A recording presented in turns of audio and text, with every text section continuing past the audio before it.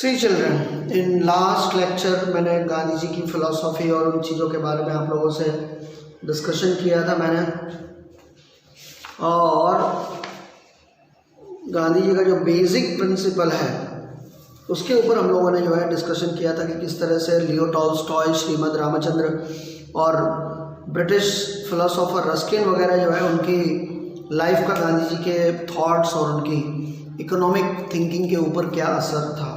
Okay, तो next हम लोग आगे की जो बात करते हैं दैट इज़ द सर्वोदय। तो सर्वोदय का मतलब क्या होता है? सर्वोदय मीन्स सर्व उदय, हर किसी का जो है डेवलपमेंट होना। और ये चीज़ जो है गांधी जी ने भगवत गीता का जो बेसिक प्रिंसिपल है कर्मण्येवाधिकारस्ते मा फलेषु कदाचन, उसके ऊपर उन्होंने इसको बिल्डअप किया। तो इसको हम लोग अभी यहाँ पे जो है अंडरस्टैंड करने की कोशिश करेंगे। ठीक है, Gandhi ji envisioned a society devoid of violence in which the helpless, poor and needy are uplifted to state of well-being। मतलब जो लोग डाउन ट्रेड पीपल हैं, जिनका जो है ना कोई इकोनॉमिक, ना पॉलिटिकल, ना सोशल सपोर्ट है, उन लोगों को किस तरह से जो है अपलिफ्ट किया जाए, ये गांधी जी का जो है बेसिक यहाँ पर जो है थिंकिंग हुआ करता था। ठीक है, तो उसके ऊपर गांधी जी ने वर्कआउट किया, which means upliftment of all, हर किसी का जो है उसको हर तरीके से स्ट्रॉन्ग बनाना, आगे बढ़ाना। According to the Bhagavad Gita, in all human being dwell in some soul, adopting this thought Gandhi ji based on the principle of Sarvodaya. यानी कि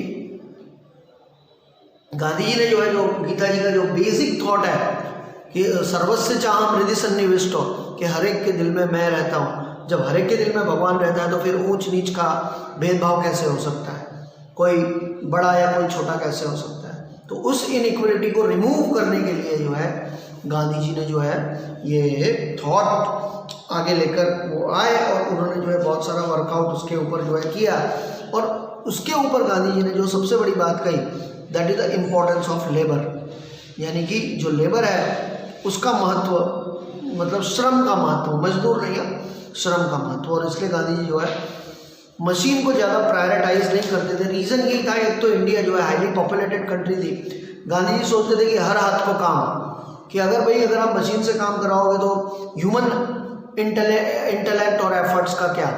तो इतने सारे लोगों को अगर आपको काम देना हो तो डेफिनेटली आपको जो है मशीन को जो है अवॉइड करना पड़ेगा। और गांधी जी ठीक उसी फिलोसॉफी पे वर्क करते थे। तो गांधी जी की मशीनरी को लेकर क्या थिंकिंग थी वो जस्ट आप लोगों के साथ शेयर कर रहा हूँ यहाँ पे, so you will get better idea. ठीक है, तो according to Gandhi ji the era of machine was called the machine dominated and production method. Some critics called him the opponents of machine. मतलब बहुत सारे लोग गांधी जी की इस फिलोसॉफी पे ये बिलीव करते थे कि गांधी जी मशीन के विरोधी थे। भाई गांधी जी मशीन के विरोधी नहीं थे, उनको मशीन से ऑब्जेक्शन नहीं था, लेकिन वो इस चीज़ को ऑब्जेक्ट करते थे कि भाई अगर सारा काम मशीन से करवाएंगे तो ह्यूमन को जो एम्प्लॉयमेंट मिलना चाहिए, उसका जो अपलिफ्टमेंट इकोनॉमिकल होना चाहिए, वो कैसे होगा। ये उनकी थिंकिंग के बेस में था। He was against the reckless use of machinery, मतलब अंधाधुंध इस्तेमाल करना उसके अगेंस्ट में थे, which replaced human labour and rendered labour unemployed. Gandhi ji recommended greater use of the basic and simple machine that can be owned by the useful to a poor। बराबर है। According to him, those machines which facilitate the work of labor must be employed, but those which replace the work is rendered। मतलब जहाँ पर labour की जरूरत है वहाँ तो मशीन यूज होनी चाहिए, लेकिन जो मशीन लेबर को ही रिप्लेस कर दे उस मशीन के अगेंस्ट में गांधी जी थे। That one we have to understand, ये हमको समझना पड़ेगा। Which enhanced profit of a single individual or the few individuals. Machine must be used for benefited the society as a whole. He was against the use of machine which lead the concentration of economic power in the hand of few people। कुछ लोग जो है economically strong बन जाए, powerful बन जाए, वो उसके अगेंस्ट में थे।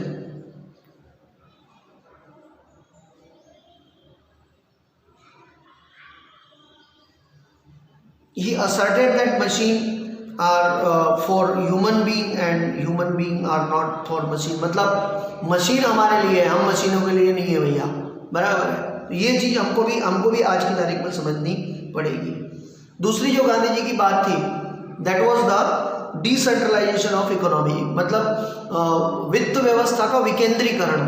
पैसा किसी एक के हाथ में कॉन्सेंट्रेशन नहीं होना चाहिए, कॉन्सेंट्रेट नहीं होना चाहिए, वो जो है डिसेंट्रलाइज होना चाहिए, उसका बंटवारा होना चाहिए और सही तरीके से बंटवारा होना चाहिए। That was the basic thinking of Gandhi ji. Gandhi ji favoured the decentralised economic system for India.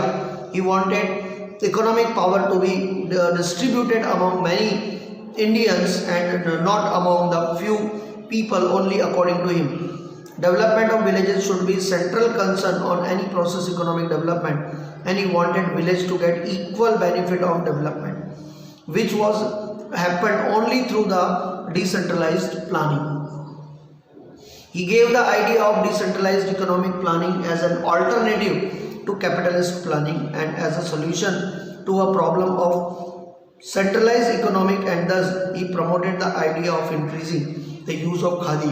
क्योंकि वो समझते थे कि इतने सारे लोग हैं, अगर हर किसी के हाथ को काम मिलेगा, हर कोई जो है कॉटन थ्रेड घर में ही बनाएगा, तो हर किसी को जो है इकोनॉमिक हेल्प मिलेगी, और इस तरह से जब ज़्यादा प्रोपोर्शन में जो है थ्रेड बनेगा तो ज़्यादा लोग जो है उसको वीविंग का काम कर पाएंगे, और लाइक दैट में जो है उन्होंने खादी को प्रमोट करना शुरू किया। खादी को स्टार्ट करने के पीछे उनकी थिंकिंग ही यही थी।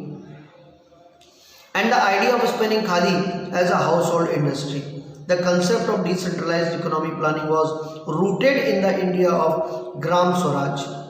फिर simplicity and non-possession, यानी Gandhi ji simple living and higher thinking में बिलीव करते थे।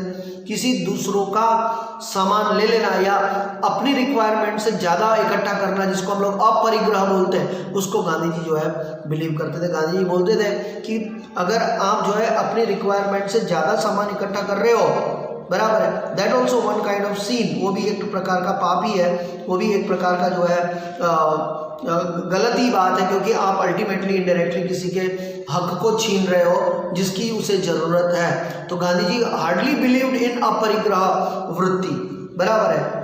The problem of economic life arise along the greed and race, मैंने पहले बोला लालच, तो उसको जो है गांधी जी अवॉइड करने, मतलब गांधी जी की एंटायर फिलोसफी बच्चों एकदम कॉमन बेसिक एथिक्स के ऊपर डिपेंड थी, जो हम सबके जीवन में होनी चाहिए। अनफॉर्चुनेटली है नहीं, and due to that reason सारे क्राइसिस जो है अपने आप में प्रॉब्लम क्रिएट कर रहे हैं।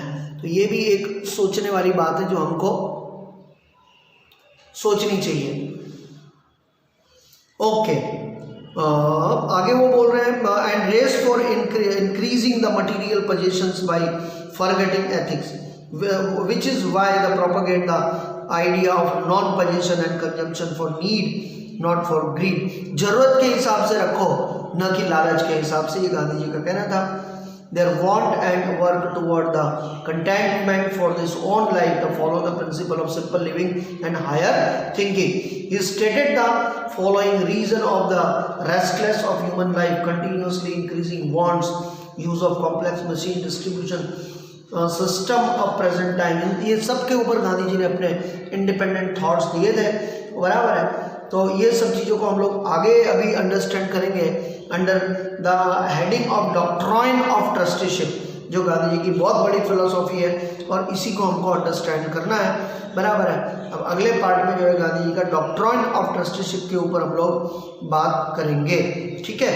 Okay, bye, see you all of you, take care.